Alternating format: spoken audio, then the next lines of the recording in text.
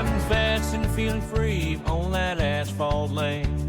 4 wide at Talladega, they ain't holding no chain. Gordon's drop the back copper, and we get busy. Bars and umbrellas on rocks, made for rest down the team. 4 cars side by side in a wild friend ride, with the roar of the engines leaving all doubts behind. As the wheels spin on, chasing dreams we can't hide. That's car life where legends never die. Dang, Austin beat me this week. I was too slow to the trigger. Anybody that's wondering, if this does the video element of the podcast on the YouTube, we usually race to see whoever gets their camera and microphone back up. But welcome to episode 26 of the 4 Wide Pod, a NASCAR podcast. We, of course, are joined by the Austinator, Sermonator. Hey, I'll take it. It's better than being called a tater. Or a tomato. Yeah. Speaking of tomatoes, we have Bob with us today. welcome back. I appreciate it, man. Missed y'all. Believe it or not, I actually did. I'm excited. Appreciate the Heinz post for the birthday and everything, so I appreciate y'all. Couldn't have been happy without you. Yeah, that was Kent and Austin's mind over there running wild. It was great. Oh my goodness! But we are 4 Wide podcast. Kent's not here with us today, obviously, but we have a very exciting development with the podcast. Man, we would never thought that we would have been able to work out something like this, but we're very appreciative. The 4 Wide podcast now is presented to you by Wilkerson Catering, and we have a little small advertisement for you guys to watch or listen to. If you're on the YouTube, it will show up, but it will just be the audio version if you're on the old Spotify, Apple Podcasts, and whatnot. Listen up. If you're anywhere near Durham or Henderson, or you're on the lake at Carr Lake this weekend, do not miss this. Wilkerson's Catering is setting up shop at Carr Lake Bait and Tackle from 11 a.m. to 2 p.m., and they're bringing the good stuff. We're talking Eastern North Carolina barbecue sandwiches, smoky and piled high with their signature barbecue sauce, a scoop of Granny's homemade coleslaw, chips, and a drink, all for just $15. And if you've got a sweet tooth, don't sleep on the pecan bars. They're $5 and they're worth every bite. Now, this ain't just your average pop-up. Chef Wilkerson's got 18 years in fine dining, but now he's putting that skill into down-home comfort food that hits like a Dale Earnhardt bump draft. Everything they can make in-house, they do. It's fresh, flavorful, and it's made with pride. Plus, if you're planning an event, they've got crowd pleasers on deck, and they can even custom design a menu just for you and your needs. So, swing by this weekend, grab a plate, and tell them the 4 Wide podcast sent you. That is Wilkerson's Catering, doing it right, doing it fresh, and yes, doing it for Dale. Dang, what a fantastic! I'm so hungry right now. I can't even begin to tell you. Putting that together, I was starving. Looking at this food, like it looks That so mac and freaking. cheese. That mac and cheese looks incredible. Oh my gosh. Kyle, he's a personal friend of mine. I've been able to have some of his catering before, and I'll tell you, man, it really is some top-notch stuff, and it's super good. I'm trying to think through a few things on maybe do a little catering. Stoked about that, but any event or big thing coming up, definitely give Kyle a call or shoot him an email. It's some good catering. It looks fantastic. Of course, they serve the Triangle in North Carolina. So, Blake, what is the Triangle? Can you clarify that for us, non-triangleese here in North Carolina? That's the Raleigh-Durham Chapel area, but he goes to a lot of other different parts of North Carolina as well. So if you're not in the specific Triangle area, give him a call and see if he can come out. You definitely won't regret it. Thanks for our Ecuadorian audience. We'll have to drop some food by airplane for it. It's like a care package on Call of Duty. What's that? America's first plane or something like that. Yeah. Drop it in the ocean for him to go get. Flares, have a flare coming out of it. But we can't begin to say how excited we are and how thankful we are for someone to enjoy the material that we put out week in and week out, to be able to put a little support, not just in regards to views and listens, but a little financial support, because obviously there are costs to what we do here. Every podcast is like that. There's no podcast that's necessarily free. There's always a little bit of financial things that have to go on, and we're always looking to improve. So it's a blessing, if I'm being particularly honest with you. And I'm glad that Blake was able to bring this up. I'm glad he was able to use that Blake charm, that beard, the best beard on the podcast, just mess with it a little bit and make it all happen, man. So we're excited to have him, and he's a big racing fan as well. So it's not just, obviously you look at all of us, we like food. We have the figure for food, but Especially he's also, Kent. but he is a grassroots racing fan from all that I've seen. So we're excited to have him. Blake, is there anything else that you would like to include there, sir? I'll just reiterate what you said, man. Great food. He's a great guy, and really did a lot recently with Tropical Storm Chantel that came through North Carolina. He actually made a few news headlines on a lot of Triangle area news, but also a Triad area news on like WFMY News 2, Cole. And he went out to Mebane, was just giving out free meals to flood victims. And so that kind of shows the God-centered heart he has with the catering business as well. And super stoked to bring him on board. Just reiterate, support your local businesses because they support you right back. It's a big thing over there at Wilkerson Catering. Is the community is really important. You obviously can see that through all the posts and stuff. I went through his entire Facebook to grab photos for all the foods and different options that he has, which there's insane amount. The reach. I know we're still talking about food here on the NASCAR podcast for a couple minutes, but he does everything from like hibachi to like grilled, fried chicken. It's like there is a range. It's not just your typical chicken tenders and fries kind of deal thing. So. Yeah.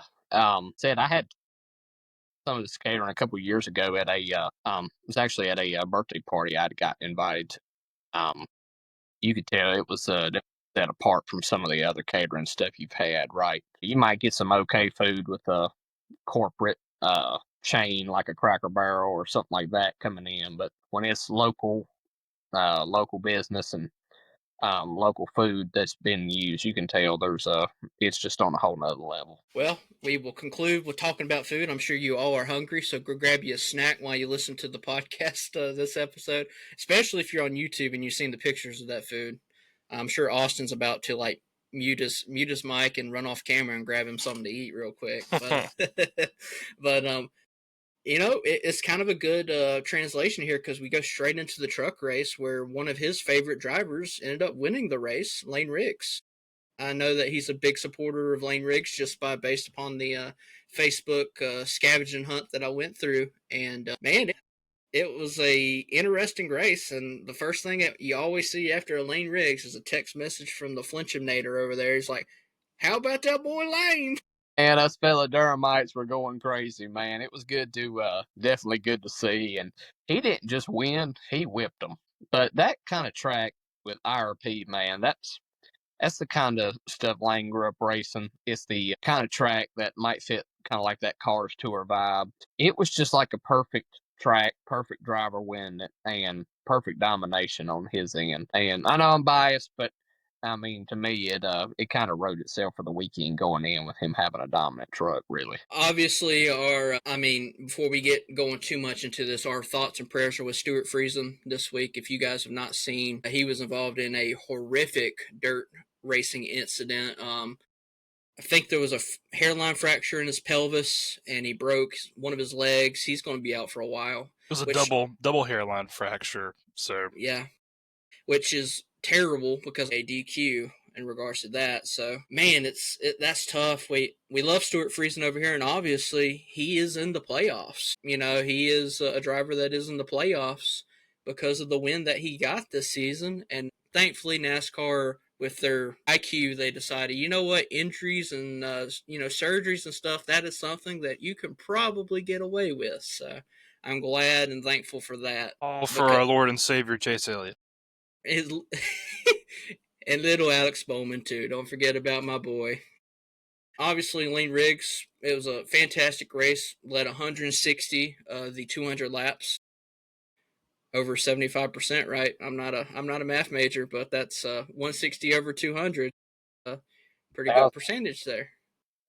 Sounds good. So, one thing I don't mean to overlook, obviously, what he did, because, I mean, we can talk about that for a while, but Corey Day is the guy that impressed me the most with his start. He drove a fantastic race, and overall he finished second, which is his best finish in a NASCAR sanctioned event so far.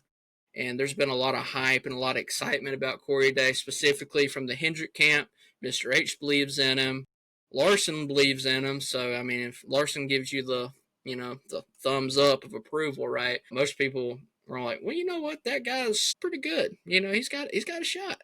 He's got a shot. So, I was really excited for Corey Day. What were some of y'all's key storylines? I will throw it to the tomato first, and because I figure I know exactly where he's going to go, so I'm just going to let him run away with it, roll away, so to speak. Now I'll just reiterate the Layne Riggs dominance. It's really good to see that he's really kind of come into the groove the last, especially in the last year, right? Because you saw at Milwaukee and Bristol, a little too late, right? Because he had missed the playoffs. You saw that by the last 3, 4, 5 races of the truck season, it's like, okay, he's going to be a pretty good contender in a front row truck, right? And you see that there's been a lot of good consistency this year, and battle for some wins didn't really fall into place, but now with Pocono and IRP, it's looking like that he could, with the right tracks and the right shot, I think he's definitely got a chance to be a contender or to be a Final Four guy come Phoenix. Yeah, I think that most people would agree that coming into the season, he was probably one of the ones that you would have circled to be a contender. Obviously, Heim's going to be your number one guy. Majetski's another one that you would consider maybe in that top 4 because he just came off his playoff run, but he's had a pretty miserable season, in all honesty, for his quality that he rode last year. Of course, that can all be overturned in this playoff format system, so he can win a couple races, start getting a little bit of momentum, and roll on. Chandler Smith's one that you could probably throw around being a potential contender. He's been fairly good.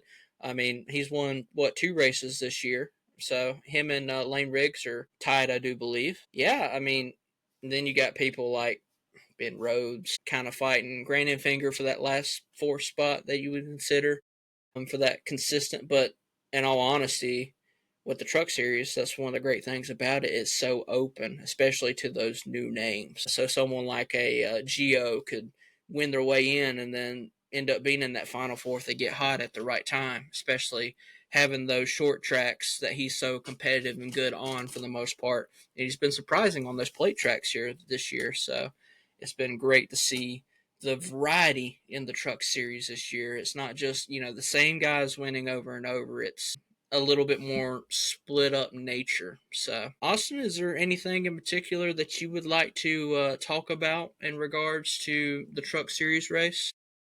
Honestly, I didn't really get to see it.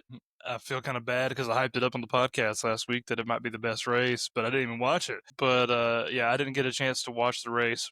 I was happy I picked Layne Riggs because that was my pick this week, and I've missed like the last 2 truck races. That's like Kent. You missed the truck and the Xfinity race last week, and I'm like, what are you guys doing? It's a NASCAR podcast, and you ain't even watching the dang races. I'm like, Blake's not even here, and he's probably watched all the races.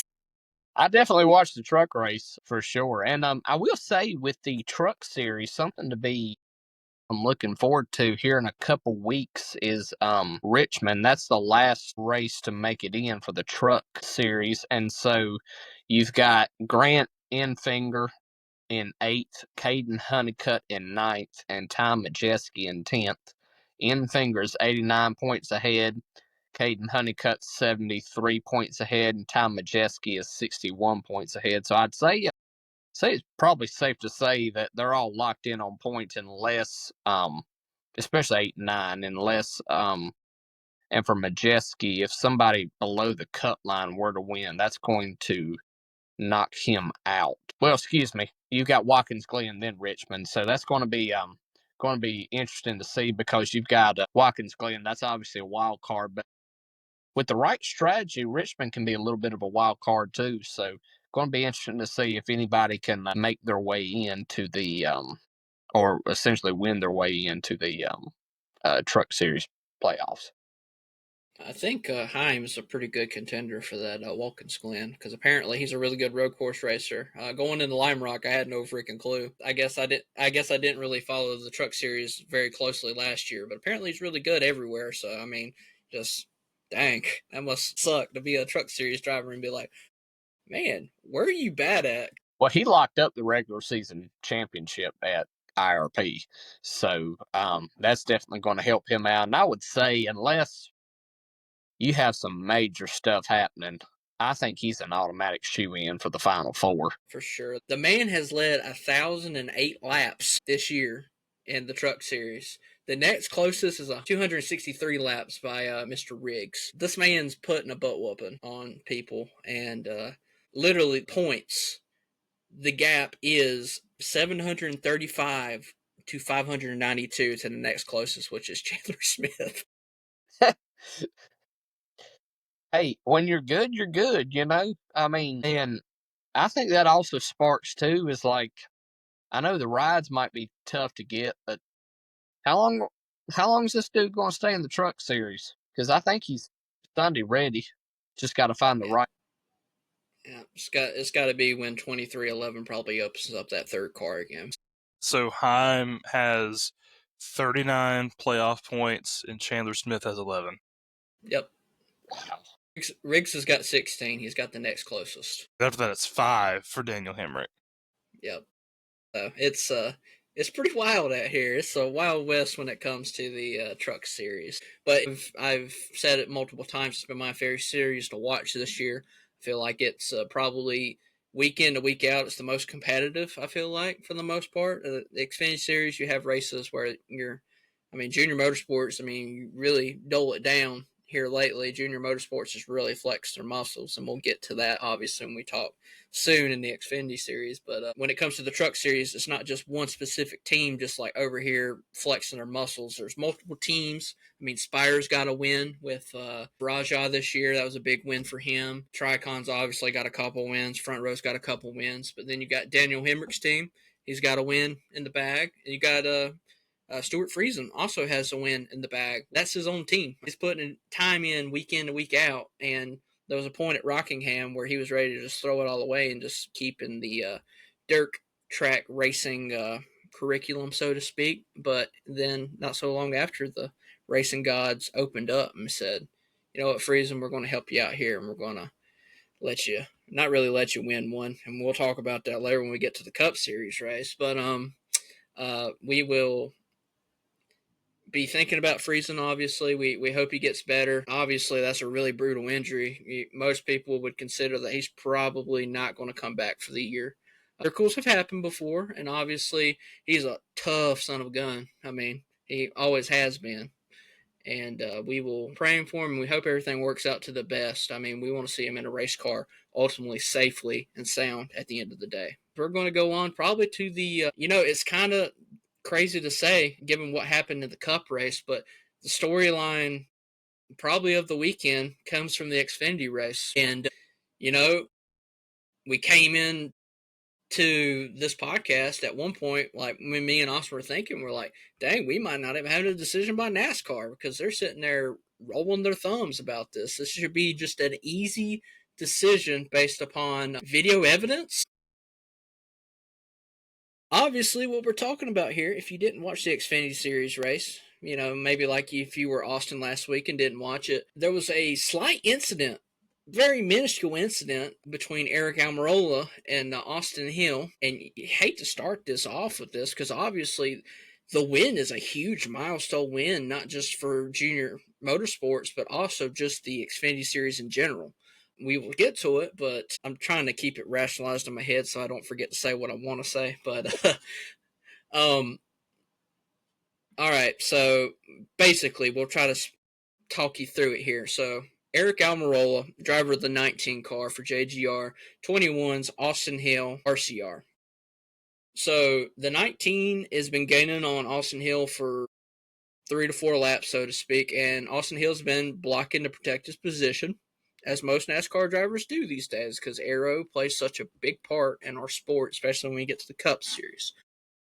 Well, Aric Almirola had enough of that, being a veteran driver, and got him just a little bit loose. You know, he packed air and sent him up the track a little bit, and Austin Hill had to save the car 100%. That nobody can disagree with that statement. He was going to hit the wall. He saves the car like a wheelman does, and then like some kind of intervention happens. You know, according to him, he just had to. He didn't save it. He was still loose. And he turns directly into Aric Almirola and sends Aric Almirola into not the safety barrier. There's not a safety barrier on that portion of Indianapolis Motor Speedway, which is ridiculous given, you know, how fast those cars are going at this racetrack. You would think that would be an innovation that they would probably consider. Obviously, it's not somewhere that you would necessarily a car to wreck on the racetrack, but can wreck wherever. They can wreck on pit road. I mean, if we're being all honest here, he does that, and then he gets on the radio directly after and says, "Man, I didn't mean to do that. I was still trying to save a car. I wasn't trying to wreck him or whatever." I'm like, you gotta be freaking kidding me, man. So I'm going to let Austin go first this time because I know that what he wants to talk about, especially I know he's active on the old social medias, as they say in the South, and we will let him talk about some extracurricular footage that people posted online on the old Twitter machine that may have shown a few pieces of evidence. I went back and I watched the highlight or the Instagram reel, downloaded it to my phone, and I slowed it down to where the camera is facing into the driver cockpit, basically. And you see, yeah, Austin saves the car, and he's straight for about a second, and he clearly has the car under control. And then you just see a white glove pop up like that and turn left directly into the right rear of Almirola and then sends him directly into the wall. So right then and there, I knew he was guilty. I knew he was lying. That was intentional. He'd already had the car saved, and he decides he's going to turn left and wreck Almirola. You know, it's the same stuff we keep seeing out of Austin Hill. You know, we've seen it before. He loses his cool and he wrecks somebody intentionally. And I know we've disagreed, you know, to get collectively on, you know, whether or not somebody, you know, because I know Richard Childress played the victim there at the end, and you know was like, well, the two did it at, you know, Coda, and, you know, he didn't get suspended, but I think there's a line there. Yes, I think, you know, right rearing somebody is never good. And I know Blake, you know, thinks that should be a suspension around, but I think that if you're NASCAR, you have to set a precedent at a place like Indianapolis where there are high speeds, there's not safer barriers throughout, and Almirola said during his post-race interview, the impact of that hit was equivalent to when he broke his back, when he hit the wall at Indianapolis. Like, it was a hard lick for him to take. You have Austin Hill also, who said at Martinsville, stood up in a driver's meeting and said he wanted to be the example of what it meant to be a driver to all these younger drivers coming into the Xfinity Series, and he goes and pulls a stunt like this. It's just ridiculous. And than to blatantly lie about it right after you do it and say, you know, I didn't mean to do that, when clearly you did. And then it reinforces it when Richard Childress Racing is not even going to try to appeal it. They're accepting. They realize that they have no case because he did it intentionally. So yeah, I'm glad NASCAR made the decision to park him. I'm glad they took his playoff points away. I hope that sets a precedent for the rest of the Xfinity crew, that if you do something like that, it's not going to be tolerated. It's one thing to get somebody loose, and it's a completely other thing when you knock them square in their right rear into the wall. I think there's a big difference between that. Yeah. Go ahead, Blake. Yeah, I mean, 100% accurate. Like, Indianapolis is not the place to get payback on somebody. Now, I understand if you want to make them a little loose, that's all right. But to right hook somebody, and I'll agree with Richard Childress in a sense that I do think the two should have been suspended at COTA because I think a right hook in any scenario, I don't care what the speed is, NASCAR can be preventive on some stuff like that. That way, it can make RC look even, or anybody for that matter who's complaining. Nobody can bring a case against you of like, well, there was a right hook here and no suspension, right hook here and you're suspending. Right. I think if you be a little bit preventive, and I can see why he might be a little bit upset because that is his other grandson, right? However, there is a big speed differential, correct? And no excuse. I mean, he's a veteran driver. He's got tons of talent. No denying it. One of the best super speedway racers in Xfinity Series history. There's definitely a big need for a precedent to be set, like y'all had talked about, because you see what happened at Martinsville this year with Sammy Smith, and then you have something like this going on in the Xfinity Series. So maybe this can set the. You've seen a lot of guys be suspended one race too in the past for right hooking somebody. And for whatever reason, it's clearly not a deterrent for just a one race suspension. Now, I think there should be a one race suspension, but I want to ask y'all, should there be more? I mean, obviously there's playoff points, Doc. It seems like people are still doing it. So how do you prevent it? Can you prevent it? Go ahead, Austin. It may be a hot take, but I think if you pull their playoff eligibility, if you allow it to wear a suspension for a different reason other than, of course, having a kid or injury, you not just lose your playoff points, but you lose your playoff eligibility. And that goes for anybody, even let's say you're a driver that's not in the playoffs yet, that removes your hope of getting into the playoffs by losing that playoff eligibility. It may be harsh, but I think that would set the tone of. But I mean, then you have the issue of like, well, what's the line? Well, I think the line is it's clearer than I think most people would, want to think. Right rearing somebody isn't that's not how you race. Giving somebody a bump on the back, okay, that's fair, that's fine. Doing what Austin Dillon did at Richmond, taking out two cars trying to get to the finish line, that's not really how you race. Giving somebody just enough room to wreck themselves, that's fine. I mean, that's what Denny does to people he doesn't like. He doesn't wreck them. He lets them wreck themselves. So, I think if you throw in the possibility of losing your playoff eligibility, I think that would set a pretty clear message to the field. This kind of stuff is not going to be tolerated. But to your point, Blake, if they are going to enforce that rule, then it needs to be universal. Whether you right rear somebody at Daytona or you right rear somebody at Martinsville or a road course, if that is the standard, then it needs to be held across all 36 races.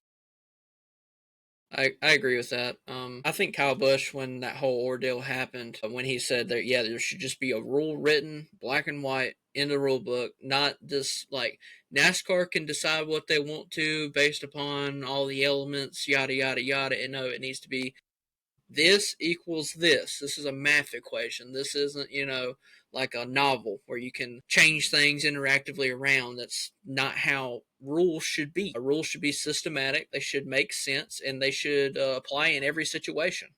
So you don't have these gray areas. It's kind of crazy to me. Let me tell you what, first, I love Richard Childress Racing. I'm a big supporter. I'm glad that they're still around in the sport. Obviously, we don't want any organizations to go away when it comes to the sport because they only strengthen the organization, especially prestigious names like that. But it's hard not to be disappointed by the way that Richard Childress acted at the end of the race by, saying that, because the two didn't get suspended for spinning the 10 out for Ty Dillon.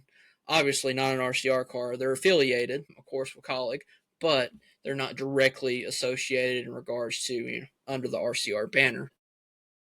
It's just by him saying that and the way that he acted after it. Obviously, I know he's still sore about Richmond.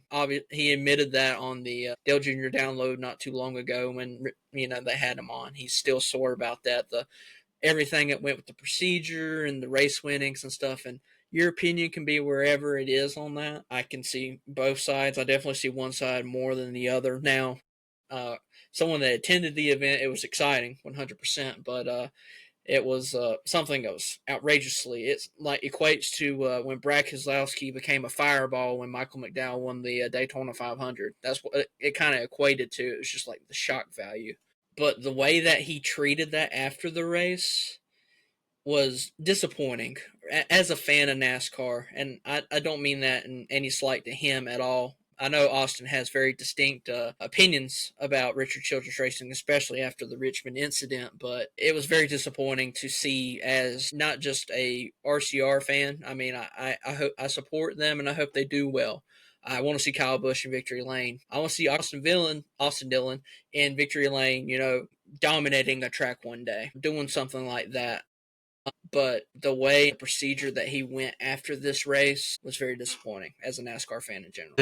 Then you have, after Hill got the 5-lap penalty, he gets on the radio and says, F NASCAR, this is a bunch of effing BS. You go and say that, yeah, that's not a good attitude to have there. I get that they are a blue-collar team, and I think it's great. You need your blue-collar teams, right? I don't know that that's necessarily the reason why NASCAR seems to be picking on them. I think you've had some very odd instances like Richmond where it's very blatant, right? And I get it. He wants to win. I get it. However, you can't let the inmates run the asylum either. And so you step in, and I honestly think NASCAR could probably learn a couple lessons like from the Cars Tour. They have an indictment night of. It might be right or wrong, but they say, hey, night of or day of, here's the penalty, and this is how it's going to be for you going forward. And if you look like you intentionally wreck somebody or cause a wreck, you're going to the back. I think they could probably do themselves some good learning from them. And two, I mean, it all goes back to, like I said, being preventive, right? And trying to negate some situations before they arise. And if you're proactive on doing a lot of that, you don't have people accusing you of not being fair, credible ones, right? I mean, you're always going to have the peanut gallery saying stuff, but when it comes to consistency, I think it could really help out. Yeah, no, I agree. It's just, I don't know, like, the issue is, this is not the first time we've seen Austin Hill act like this. I mean, we've seen him act like this before in the past. This is not the first time, and there's a reason why, he's not very well respected and well liked by some NASCAR fans. And there's a reason why some people really won't love to take that, when that jump up spot happens to the bigs, they won't love to have that spot instead of Hill. And I think Hill is I think Love is the choice for that anyway, just because I think he's a better all around driver. But if he races like that in NASCAR, in like the Cup Series, and he does that to the wrong person, like Ricky Stenhouse, yeah, we're gonna see a repeat of that. There's guys in the Cup Series that aren't gonna play with that, and they're not going to put up with that. They're not going to put up with someone who thinks that just because they're a bit of a bigger fellow, they can bully around other people and get away with it. That's just not how it's going to work. A lot of the guys in NASCAR, they're not going to wait for you at your hauler. They're going to get you on the track, or they're going to find some way to screw you over out of an attempt. So, yeah, I just didn't like it. I really didn't like it, the whole situation. I'm glad he's being parked for a week. I'm glad that he lost his playoff points for the playoffs, because he had a lot. 21. That's a lot of points to lose. Third most. That's a lot of points. And now he's at 0, and he has no ability to get any playoff points from here on out. Even if he wins a race or wins a stage from here on out, he gets no playoff points because of that suspension. So he's going to be starting the playoffs with 0, and I think that's fair. And plus, Almirola's a good guy. Almirola's a really good guy. I love the way Almirola handled himself in that interview. Very, very respectful, but also savage at the same time. And, just really, really hated that he had to go through a hit like that. I know he's been through some pretty tough hits, and especially the one that broke his back, and you just don't want to see that. I mean, he's literally coming out of retirement. I mean, not necessarily to straight up retirement because he is doing a part time schedule, but he's racing for the love of it at this point. He doesn't need the money. He's already set everything that he needs. He's doing it for the love of the sport, and it's tough to see someone take that. And I agree. I think that that's probably the most respectful and probably Christian way, I would say, to be able to state directly what's obvious without being crude, if that makes sense. It was blunt to the point, but yet added perspective, especially when he mentioned the hit that he took where it really hurt his back in the past. To be able to compare it directly to that, that's a tough correlation.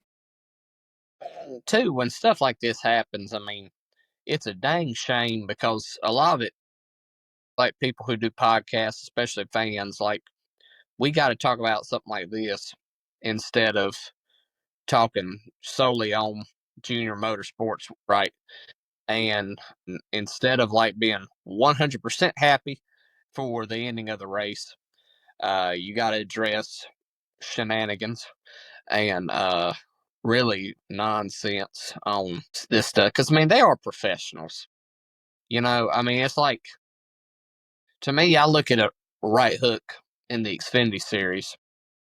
Like if a AAA baseball team, a player gets mad and just starts beating another player on the opposite team with a baseball bat and just decking him. Right. I think there's a point it's kind of low. And yeah, there's a level of professionalism you gotta have, and it seems like it's getting crossed too much this year in the Xfinity Series. So hopefully it'll deter it, but maybe they need to do something more. I agree. I'm glad that you brought the natural transition point because obviously this was the 100th win for Junior Motorsports. We thought Allgaier was going to get it for a large portion of the race, and honestly hate that Allgaier didn't get it because when I think of JRM at this point, I think of Justin Allgaier. That's the guy I think about because he's been around for such a long time.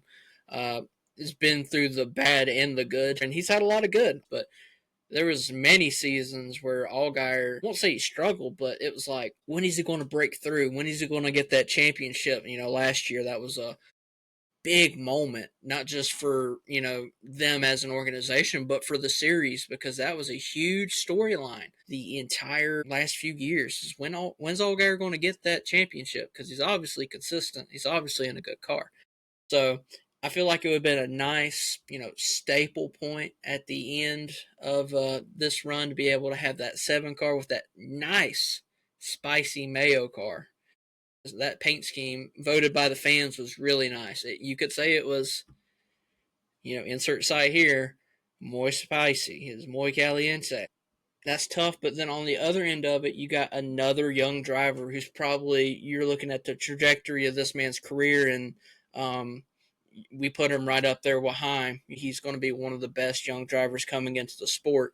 With the Trackhouse ride opening up in the 99, everybody's like, he's going to be the next guy, natural fit. We'll see what happens in regards to that. But it was nice to see a young guy get that 100th win because if you really think about it, the guy that got that first career win for Junior Motorsports was Mark Martin. So people thought it was going to be Brad Keselowski, but that whole ordeal happened the way that it did. But that's a whole different story. It was good to see Zilich get that win. Zilich is really shown now that he is, obviously, remember Austin's clip that we posted on the social medias at 4Wide Pod on all the socials. There, Austin has the statement: is there a hotter driver in NASCAR, not just the Xfinity Series, in NASCAR than Connor Zilich? No, there's not right now. This man is on a absolute heater. Even when he's not winning, he's in the top 3 or 4 positions every week. Let's just talk about that. Talk about either situation with Allgaier or Zilich, and we'll put a nice bow with the Xfinity Series here. Well, I think, junior motorsports, I think they've kind of got two sides of a little bit of the same coin. So you look at, they've been able to be a home for some older drivers like Justin Allgaier and Elliott Sadler, who a Cup career, the success wasn't really there, but they truly did make a name for themselves in the Xfinity Series and a home with Junior Motorsports, right? And I think it kind of helped revive their name, revive their career a little bit. Junior Motorsports has also produced a lot of great young drivers. You look at, he's not really young anymore, but it's where Brad Keselowski got some of his starts in Xfinity, and his name got tossed in the Cup too, right? And you look at, I think one of the most obvious is Chase Elliott's, right? Deal comes together, and either late 2013 or early 2014, they signed Napa on. Chase runs the Nationwide Series that year, wins the championship. Next year, he's the replacement for Jeff Gordon, right? So just a couple examples there. And then you have a guy like Zilich, who, yeah, I mean, y'all put it beautifully. He is on a heater right now. And I think it's probably safe to say he probably will get that 99 car. You look at the way he raced in the Cup Series at Coda when he had a good car and it was under him. Like, he was making some gains in that car. And, like, obviously, Coda's not the easiest track on the schedule, too, right? And so he's got a big future and quite a bit of sponsorship behind him. And that's definitely needed. He's kind of got the red carpet rolled out for him on success coming up, right? And so it wouldn't surprise me at the end of the year you see that 88 as the championship in this Xfinity Series. And I think he could be a superstar. Zilich is on a roll. He's proven he's not just a one-trick wonder when it comes to road courses. He's won a good variety of tracks, and I think he's proven he can be a good all-around driver. He's so young. I do worry that, he may get called up too early to the Cup Series, but it doesn't seem like he has much of a choice. But, I mean, he's in okay equipment with Trackhouse. I've seen a lot of drivers start off with worse equipment, but I think it's going to take him some time to get used to this new car when he does make that jump, because Xfinity and Cup are two totally different beasts. Happy for him, happy for Junebug getting that 100th win for JRM for him and Kelly. And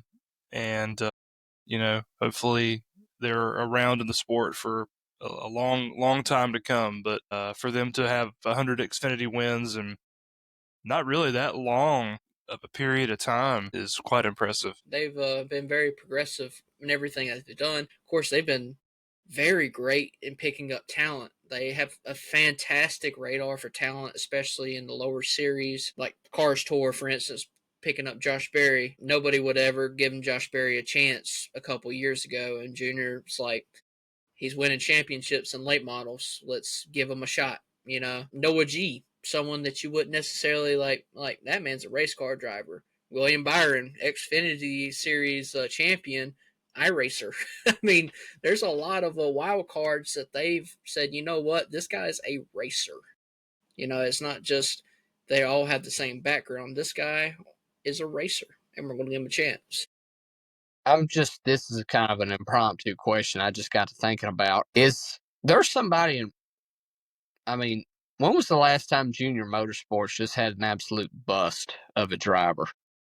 When was the last time they had just a not relevant driver? I mean, you can't really argue Brandon Jones, even though he was irrelevant at Junior Motorsport. He's still relevant at Gibbs. Would you say Annette? The only one that I can think of maybe was maybe like a Kelly Byers, maybe. I would say Michael Annette, because he only has one win for JRM, but Tyler Reddick only had 2 wins with JRM. But he won a championship. Fair. Yeah. So yeah, that's a tough one. And we talk about this all the time. Wins are not necessarily a direct reflection of success when it comes to racing, because winning in any series when it comes to NASCAR is difficult. It's hard. People don't understand everything that has to line up. It's not just you bring the best car to the racetrack and then the end. That's not how it works. They don't understand the wild cards that it comes into racing in general, I guess. They don't respect that. That's a good segue. I hate to kill the momentum of that natural transition that I just made, but I will want to mention here the playoffs are coming up soon, that cut line, and it's a battle of the Burtons at the bottom. You got Jeb Burton clinging on to that 12th spot, having 0 DNFs, the only driver that has 0 DNFs this year in the Xfinity Series. And then you got Harrison Burton just 10 points behind, chasing down. And you also got Ryan Sieg, who's got a ton of momentum coming in. He's been knocking out some really good races.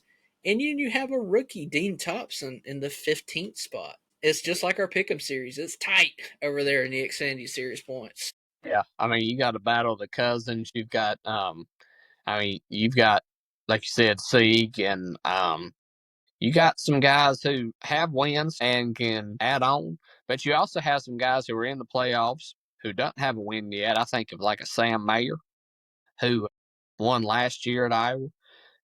Could definitely get first win for Haas Factory team this year. Going to be interesting to see here in the last final stretch of the Xfinity regular season. And you got Quapple, man, who's been so close multiple times. Just waiting for him to break out and get a win. It'll be great for that whole entire family when he breaks through and gets that first win over there in that one car for the season.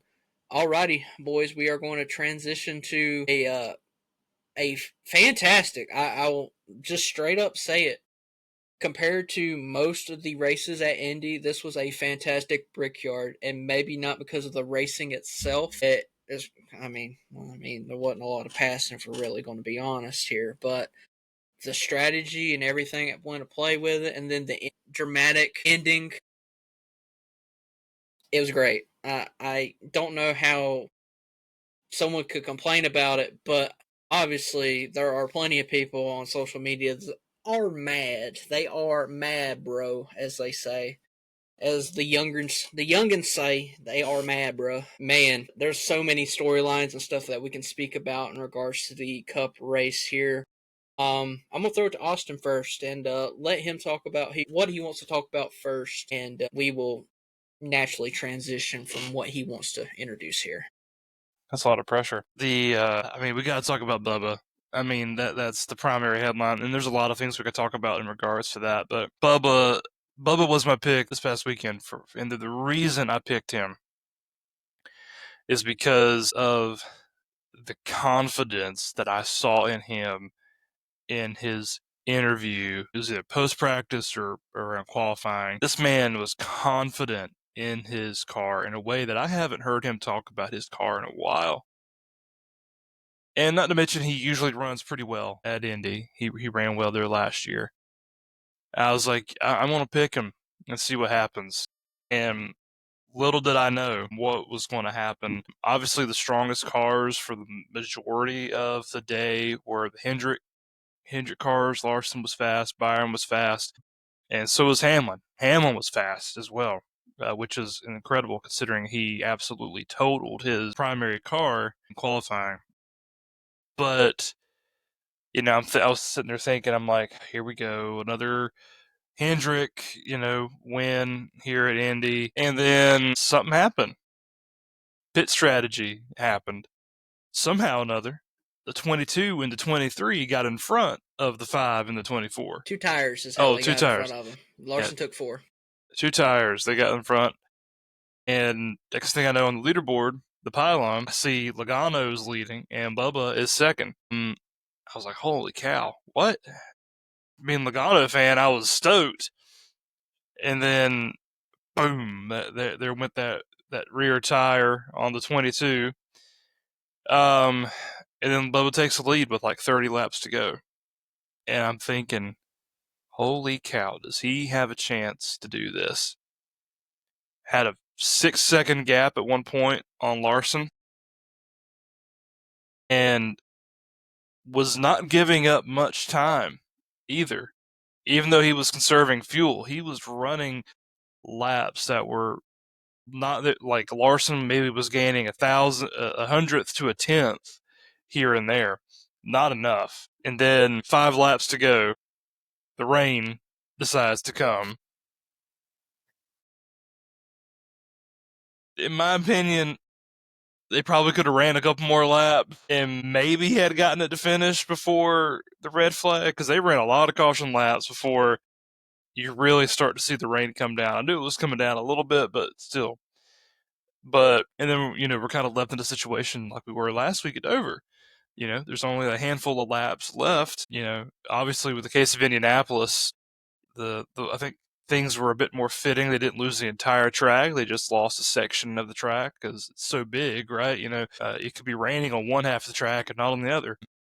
And so they were able to get back racing. And then Bubba freaking Wallace holds off the best driver in the world on back-to-back restarts. Not just, holding on, gaps this man on those restarts and walks away as the first black man to win a major race at Indianapolis Motor Speedway. I mean, holy cow. And, I used to not be the biggest fan of Bubba. I mean, he's not my favorite driver by any means, but I really didn't like him after he wrecked Larson on purpose in Vegas that one year. Didn't really like his attitude, but I think him being a father has really changed him a lot. Being a dad myself, that does happen. You do grow, you do change when your perspective on the world changes a lot. He's a lot more humble, and man, it was really good to see him break that winless streak and to walk away with a crown jewel win under his belt. But I'm curious, did y'all think NASCAR could have ran some more laps before throwing the caution, or do you think they needed to do it when they did? What about you, Sir Balaco? What was your thoughts? I didn't have a problem with them throwing the caution, because you definitely, and I'm coming at this from a safety perspective, if there genuinely is water on the track with the high speeds that they're running at Indianapolis, you don't want to risk that. I mean, you don't want like a New Hampshire scenario where the track is wet, or like a Daytona, right? And I don't think the whole field would have wrecked because they're all social distancing from one another because of the dirty air, right? But you never know who could have wrecked. It could have really affected the outcome of the race. So I think throwing the caution was the right move, um, and Bubba straight up earned it. No if, ands, or buts about it. He beat one of the best in the world. He beat, quite frankly, a good amount of the best in the world. You got Byron and Hamlin, right? I think he did a great job. I mean, they outsmarted him on the strategy. I mean, you look at the left side tires, the tire wear was essentially nothing. So why not just take two like they did? And you see, Yeah. Larson took four. And I get you want to have a lot of fuel still left in your car, but I mean, why are you changing left sides, And I don't think that there was some like big grand NASCAR conspiracy, like, hey, we're going to really screw over 2011, because you saw on the camera it was coming down pretty decently over in turn one, and that was 2 or 3 minutes after they called it. So you would have been looking at still 2 or 3 to go. So I'd have no problem with what they did. So there's a little dramatic extra factor to this because obviously we're talking about another fuel mileage race. This has occurred multiple times this year where we've legit thought someone was definitely going to be out. I mean, obviously we look back last year at Nashville is probably the most extreme case. Usually gets brought up, and usually Austin usually makes sure to bring it up when it comes to a fuel strategy race because, I mean, why not for him? But first of all, very excited for Bubba Wallace. I will straight up say that obviously I feel like a lot of Blake probably would agree with this is based upon his attitude more or less is kind of what deteriorated a lot of our appreciation for him because when he was in the Xfinity Series, I mean, me and Blake were huge fans of Bubba. One of the best guys to the fans, and he still probably is. Speaking of, this was my show and tell that I told Austin. I actually have his first race diecast, so it's when he took over for Aric Almirola in the 43. Okay, right. And then I have just a straight up Xfinity Series diecast back in the old days when it had a nice little spoiler on the back. Everybody loves those. But I say that obviously me and Blake were huge fans of Bubba Wallace and his natural the way that he came across to the media, maybe not even his personality in general, just seemed like he was, I won't say arrogant, but it's more or less just like, I don't know what word would really describe the Just effort. jerk. Dang, going for the jugular with that one. To be clear, the Talladega incident is not what we're talking about on what transitioned that for us. I think when you had the All-Star race at Bristol, and I mean, I get he was mad at McDowell, right? You ain't got to attack his face there on pit road, right? And then I think it was Alex Bowman who it was after like an Atlanta race, right? Um, he's obviously overheated, trying to just get some air, right? And Bubba walks up, tries to just fling some water in his face, and you know, I mean, you can tell like right then ain't the time to talk about it, you know. Then you had your Larson and Bubba incident at Las Vegas, right? It's like, all right, this is ridiculous, and it just didn't sit well with me personally, but he seems to be a lot better this year. And honestly, I love the emotion he showed when he won.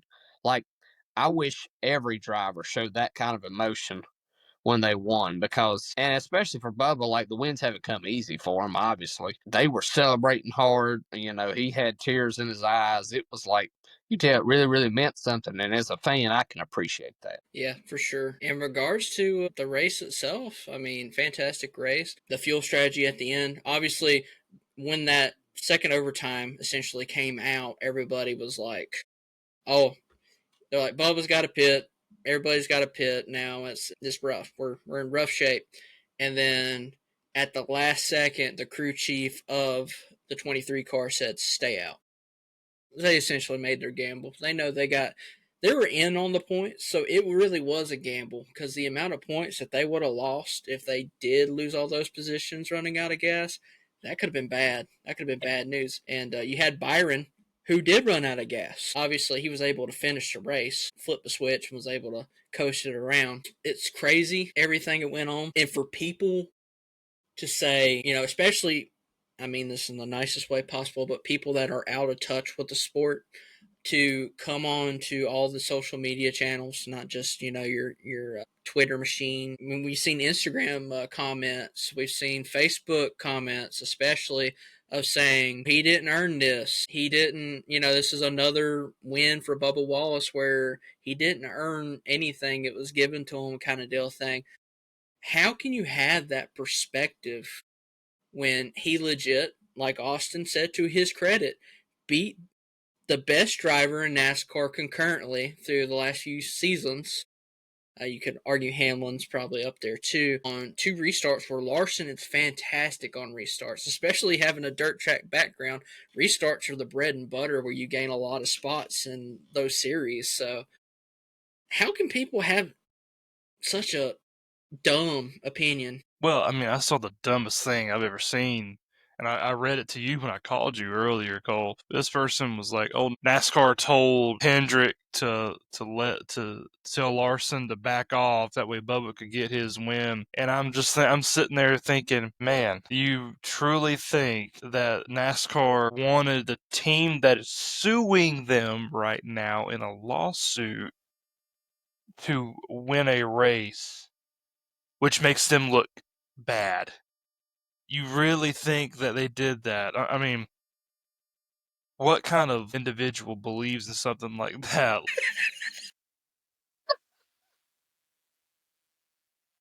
I'm just thinking, like, what kind? That's just a low IQ take, in my opinion. But to say that and to discredit Bubba from his hard-earned win, I mean, yeah, it's just ridiculous. And the amount of racist comments that I've seen on social media going after Bubba, and um, it's just insane. I mean, I get he wasn't perfect when he first came into the Cup Series, made his mistakes throughout, but I mean, to discredit a hard-earned win like that, it's just, we don't need fans like that in the sport.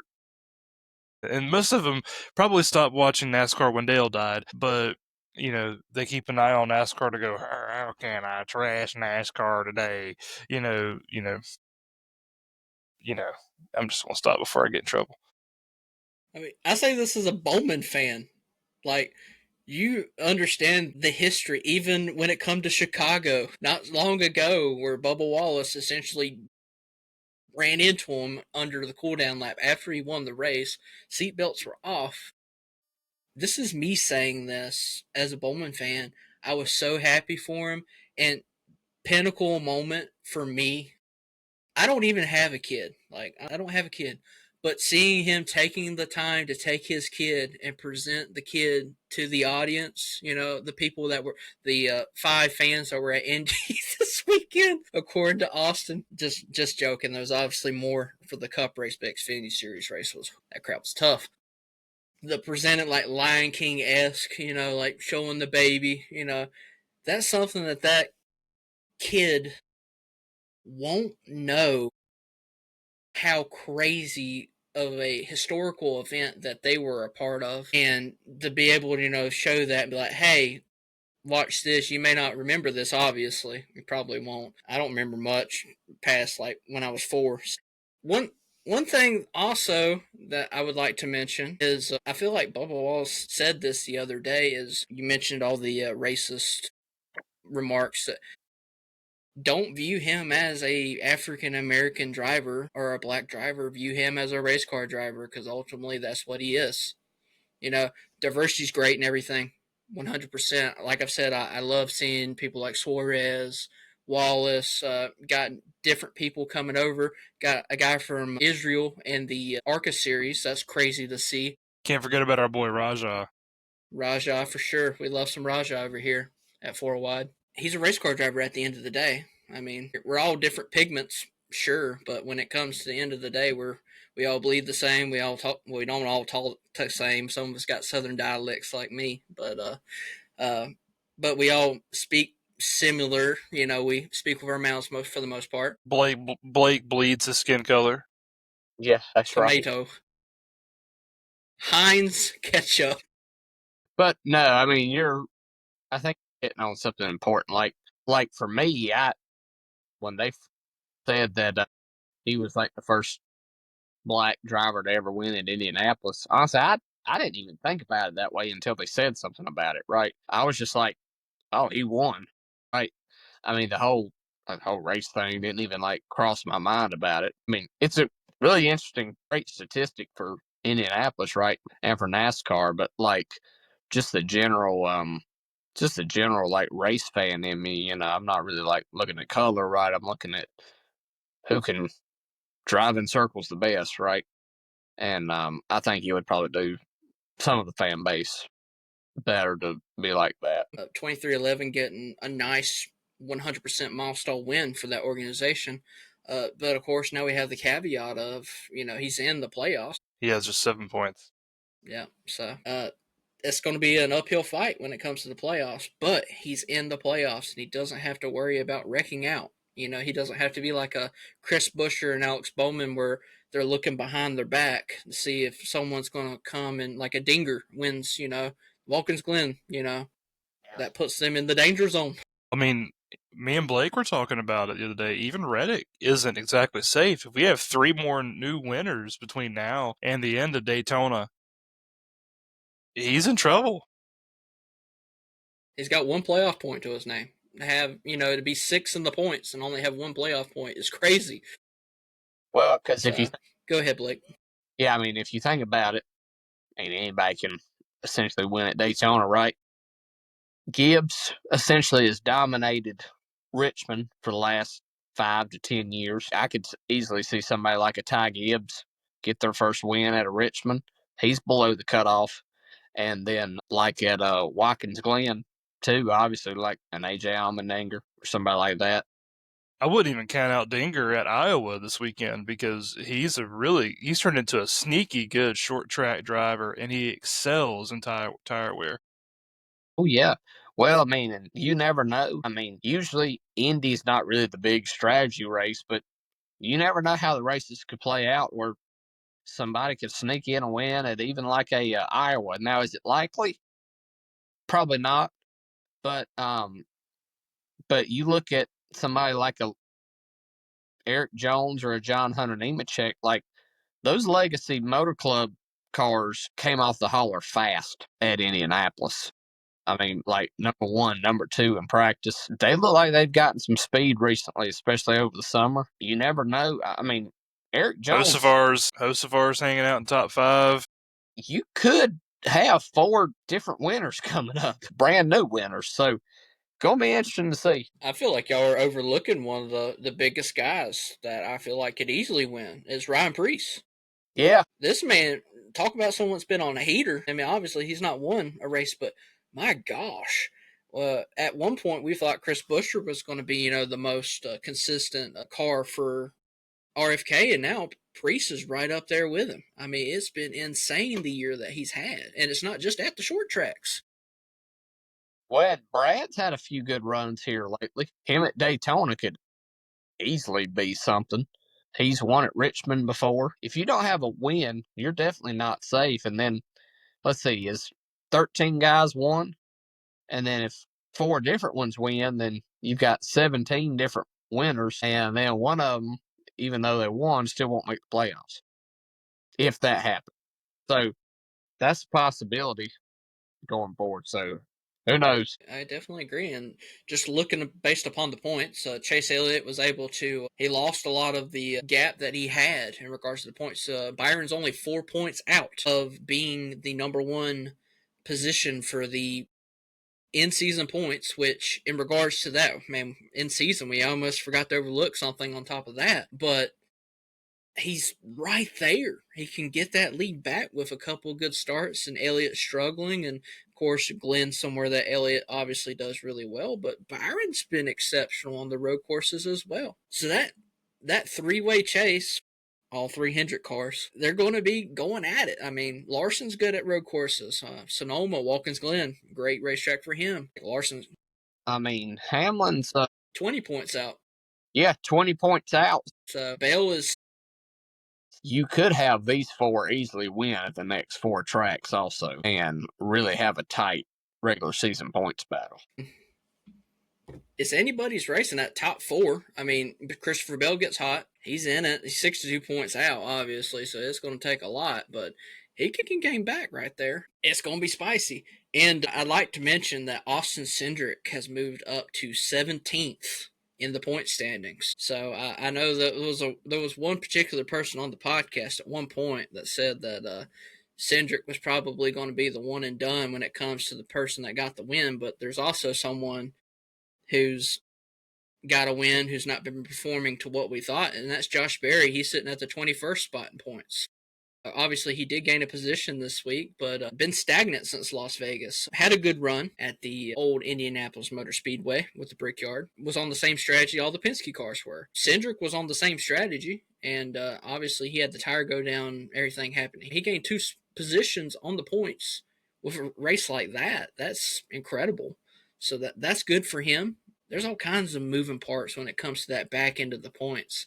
So even those cars that are got those one wins, some of them are building momentum while the other ones are becoming a little stagnant, if that makes sense. So there's a lot of elements coming. So, and we're going to be here for the rest of the season to recap any race that is going on in the 3 headline series of NASCAR. But we also, every week, preview the next racetrack. And we're going back to a racetrack that has a historical NASCAR experience, but not for the Cup drivers. But NASCAR's been at Iowa for a long time. Me and Austin were discussing we do social media posts, especially with past races Iowa's a tough one because, there's not a lot of Cup races, but there's a lot of good Xfinity races that have come through. But I'm going to throw it to the old Sermonator, Austin, to, I swear, I'm going to throw that in anytime I get it. I'm going to throw it to him to talk about his segment on the old podcasty here. We're going to throw it to you to talk about the track dynamics or anything else that you want to insert since our historian is history right now. He's gone.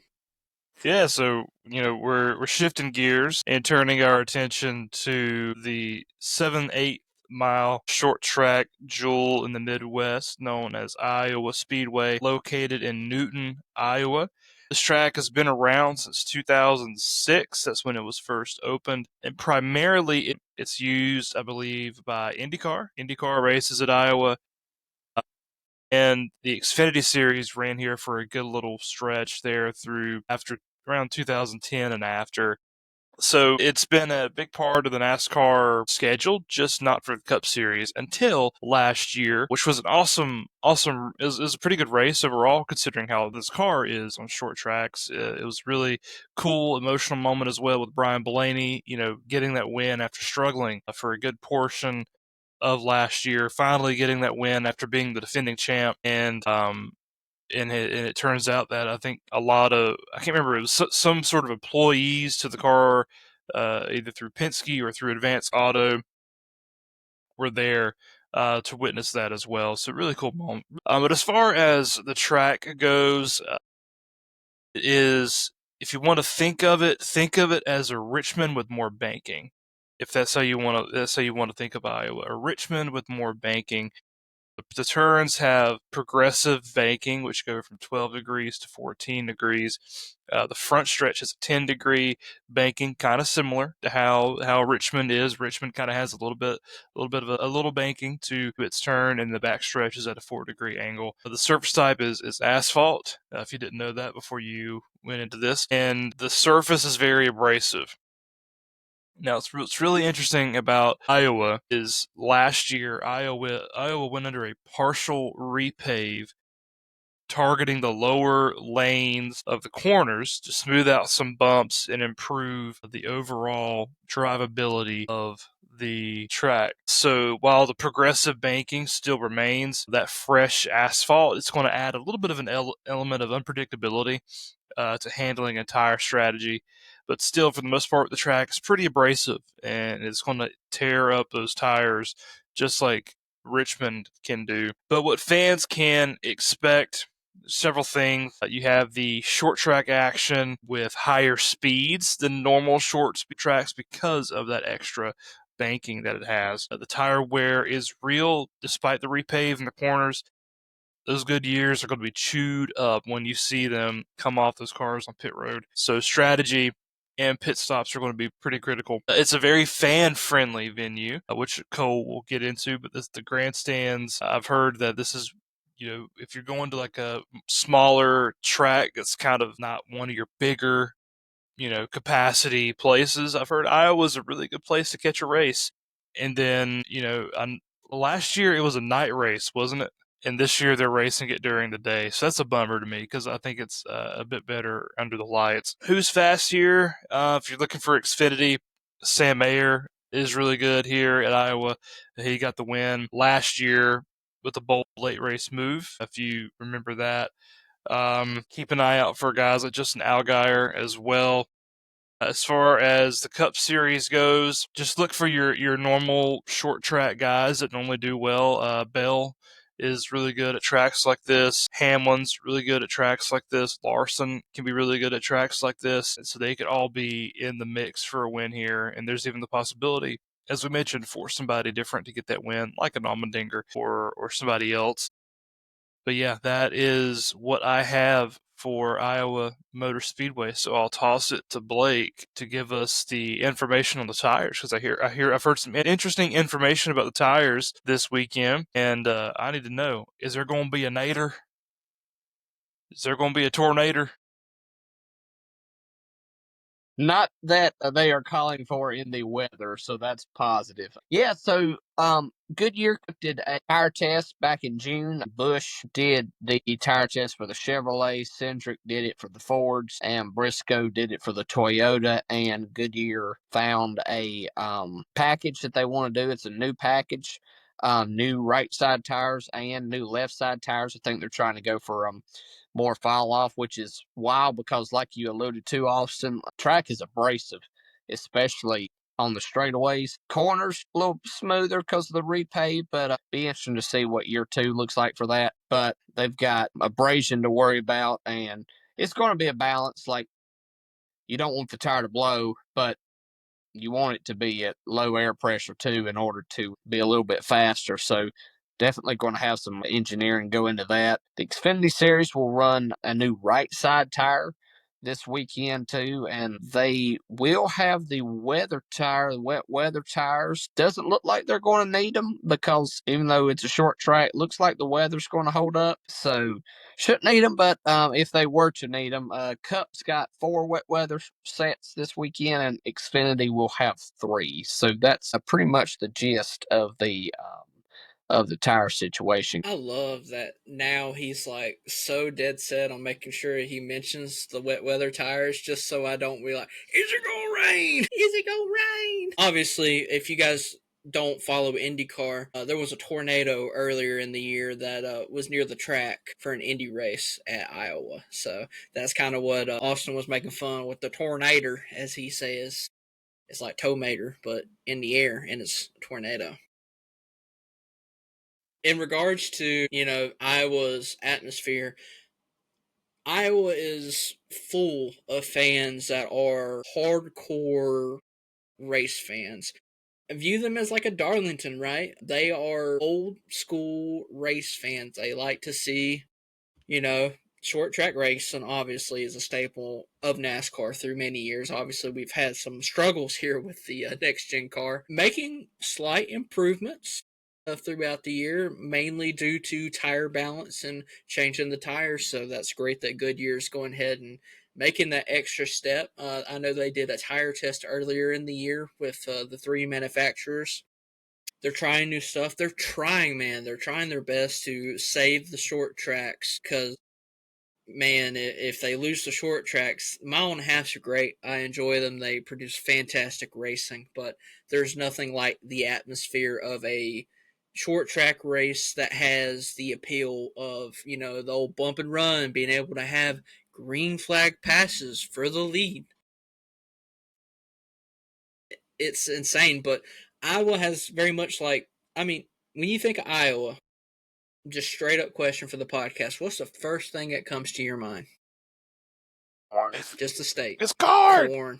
Corn. Farmers, right? Rural people historically like racing. There's a correlation there. I can promise you, based upon being a rural person, going to many dirt track events that last until 3 o'clock or 4 o'clock in the morning at times because of rain delays. We love racing, and Iowa's just got that vibe. It's got like that Darlington, right? It's got that everybody's there to watch the race, because sometimes you go to races like, for instance, Daytona. There's people that are hardcore racing fans, 100%, but you also got people that travel and they're like, okay, we're going to attend one race a year, and Daytona is going to be it. We're going to vacation at, whatever time, the summer race at Daytona, or we're going to do it in February, and they plan their vacation around it. But these racetracks, people go to these racetracks just for racing. They don't like, I'm going to attend Iowa Speedway because I'm taking a vacation at Iowa. I mean, there's not many people that go take vacations in the middle of cornfields, It's literally in the middle of cornfields. Yeah. Like Field of Dreams kind of stuff.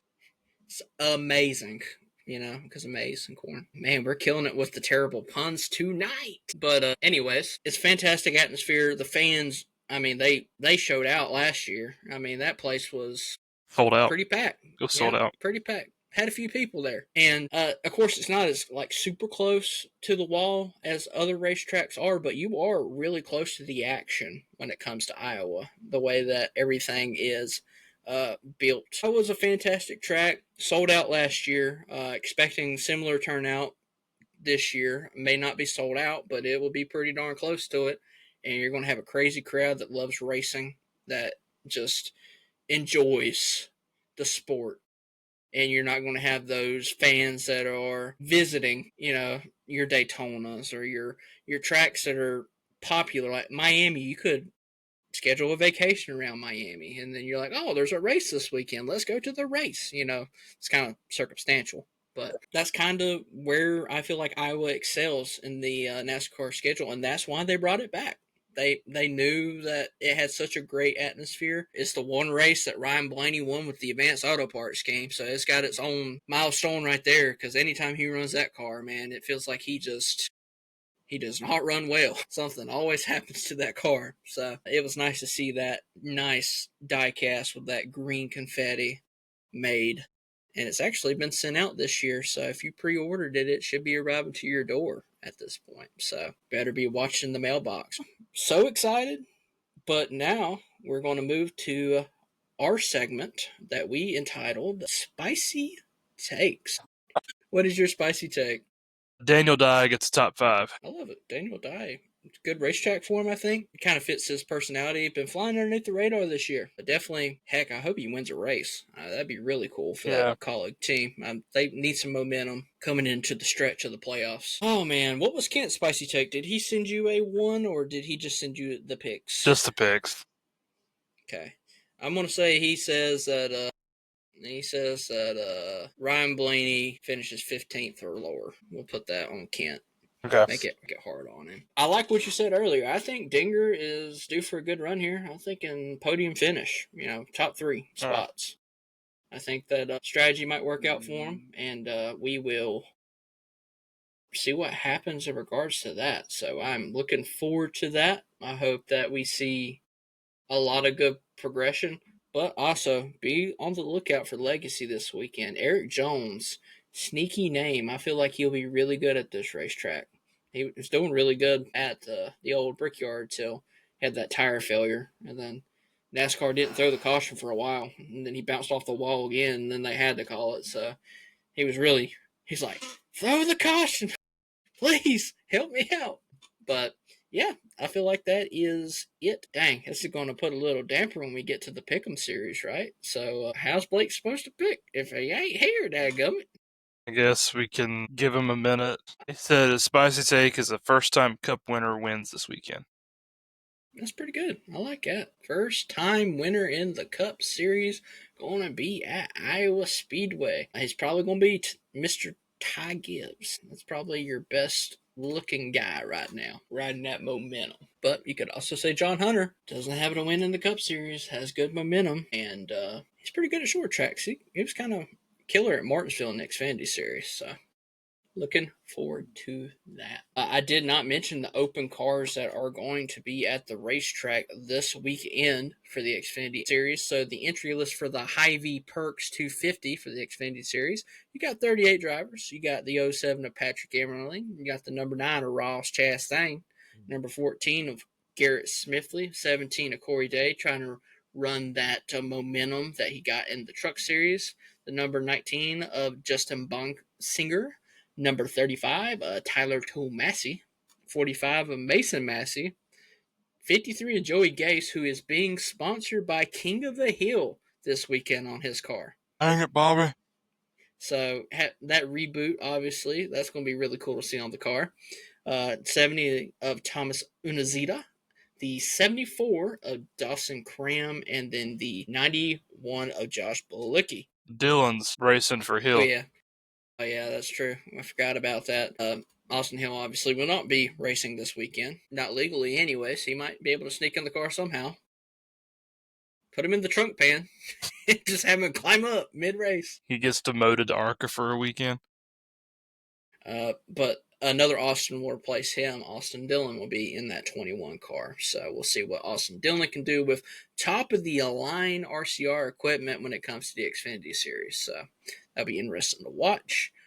And on top of that, when we go to the old Cup Series, for one of the best name races, the Iowa Corn 350, powered by ethanol. 37 spots, or 37 drivers for the 40 spots, and Joey Gase is the only car listed in the 66. So have you got all the picks that you need, Austin? Yes, I do. Alrighty, cool beans. Well, we hate that Blake had to make a quick exit. His phone died or stopped working. This is why when you do the old podcasty, you need to make sure that you have a nice recording device like a laptop, a PC, heck, maybe even a tablet. We are going to the NASCAR competition, the Pick'em series that we do week in and week out. Austin obviously is the manager of that. So he will take over for this last portion of the recording. That's right. So we're covering, just recapping the truck of this past weekend at IRP. We had, I had first pick, and so I picked Layne Riggs, and Layne Riggs walked away with the victory. Blake finished in second with Heim. Cole finished third with Majeski, and Kent finished in last, but with picking Butterbean. ChatGPT picked Daniel Hamrick, and he finished a solid P7 out of that. Looking at the Xfinity Series this coming weekend at Iowa, last weekend, Kent walked away with the victory by picking Connor Zilich. I came in second with picking Larson. Blake third with picking Jesse Love, and then Cole came in last with Almirola being the victim of the Austin Hill incident. And then ChatGPT said Allgaier was going to win. Unfortunately, he did not. So Cole, my friend, you cannot pick Zilich, you can't pick Chastain, you can't pick Almirola. Who is your choice? You're muted. I know, I'm sitting here thinking. Man, it's tough. I mean, mine goes to Sam Mayer, right, because he won, but you also are coming up on a road course race. And I don't have Zilich available. I do believe I won't have him available for that race. So it's like, dang. But I got to go with him. So I'll probably pick Sam Mayer. I feel like that's got to be the pick that I go with, given that there's not a lot of history in regards to most of these drivers at Iowa. Blake is picking next, and he is going to take Chastain. Solid pick for that value. Myself, I'm just going to go Allgaier. I'm going to trust in the corn scheme. And then Kent, let me find Kent. Kent is going to take Jesse Love. Jesse Love, the superior RCR driver in the Xfinity Series. So, looking at our point standings for this year, I'm in lead for the Xfinity competition with 53. Blake is second with 50. Kent, 49. And then Cole at the bottom with 48. Let's see. Moving on to the Cup Series this past weekend. I walked away with the win, picking Bubba Wallace. Blake came in second with William Byron. Kent came in third with Chase Briscoe. And then Cole was the victim of the unfortunate incident that Reddick ran into late in the race, and he ended up finishing last as well. And ChatGPT picked Denny Hamlin to win, and he finished with a solid P3. So not bad on ChatGPT's part. So, Cole, man, looking at Iowa this week, can't pick SVG, Chastain, or Reddick. Who are you considering going into the corn? Bruh, I have no clue. I told this to Austin earlier. I've picked some of the best drivers the last 5 weeks, 5 of the last 6 weeks, and finished last in those last 5 weeks. It's tough.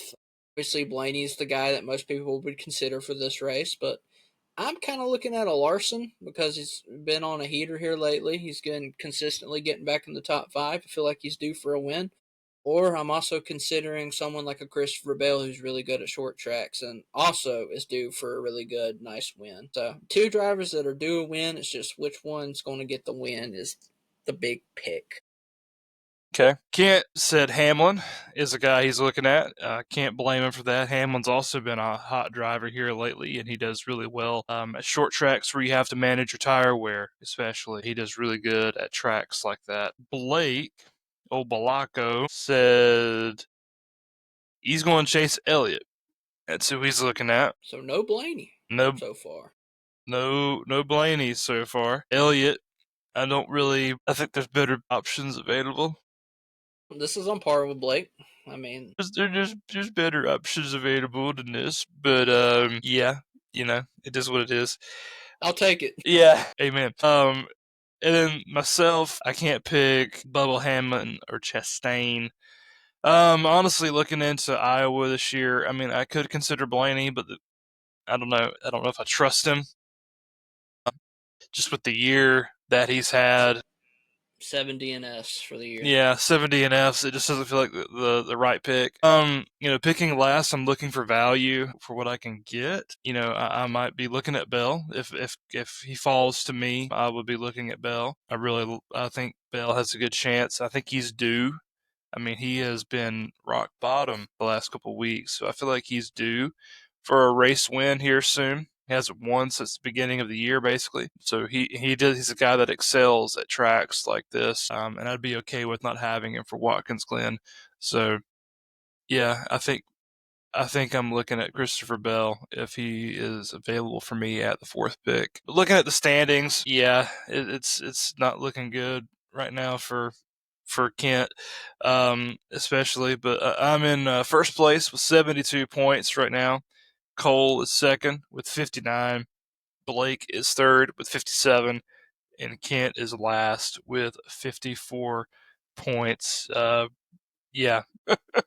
If you guys are watching the audio or listening to the audio version, I took my glasses and flipped them upside down. That's the equivalent of my picking this last few weeks. Oh, and I forgot to mention, ChatGPT is picking Zilich to win at Iowa, and picking Bell to win at Iowa for the Cup Series. So that's what ChatGPT is predicting. But yeah, that is our pick'em series for this week, and then we will pick next week for the last of 2 road courses remaining on the circuit this year, Watkins Glen. I'm so looking forward to finishing last again this week, so I can pick SVG to win my. He's won my last 2 races that I've won. So Watch him DNF that race. Yeah. It'd be like the Chicago race last year when he had that nice spicy Nugs car and then got plowed into by Larson in the rain. Man, well, Blake's obviously not here to sign off with us, but we are very thankful that you guys tuned in. We are blessed, and we've grew a lot here lately. We've had a lot of engagement on the old social medias. Which, Austin, is there anything that you'd like to talk about on that front? Anything that you feel like we've been doing that's exciting to you? Well, we're posting a lot of, meme stuff as well regarding NASCAR. I'm receiving a lot of engagement, but we just enjoy, chatting with other NASCAR fans and hearing their perspectives and their thoughts on different things. But yeah, it's been it's hard to believe. We're closing in on the last third of the season. It's been hard to believe we started this at the beginning of February. Here we are going into August. We're still cracking along, and we're gaining more viewers and getting our first title sponsor for the podcast. It's just been a blessing to see the traction that we've been gaining, and we're hoping that we can continue that and continue producing good content for our listeners and getting special guests on the podcast, maybe some drivers here and there. But it's been a joy to be a part of it, and excited to finish out the year. Agree 100% with you. Last thing that I'd like to add to the end of the podcast is leave us a review on the old Apple podcast. You can leave one on Spotify as well, but you can't write one nice little letter, encouragement, or whatever, unless you're on Apple, which we got one. So I'm going to read it live on air for you guys. So this is coming from JGar12, and she said, fantastic NASCAR commentary as the title. Cole, Austin, Blake, and Kent have a passion for NASCAR, and it really shines throughout the show. They know what they're talking about and have thorough discussions. I appreciate that they also keep it a clean show so that my NASCAR team can listen along as well. So we're very thankful for that review. Thank you so much for taking the time to listen to our podcast and leave a review. And we do take great links and try to be appropriate for all audiences. So we're very thankful for your very kind words. And if you leave us a review on Apple Podcasts, maybe you will be also read on air. So just a little hint, wink, wink there for you. So thank you guys so much for tuning in, and we will talk to you about the corn and about Watkins Glen next week on the 4 Wide Podcast, presented to you by Wilkerson's Catering. Catering. Goodbye.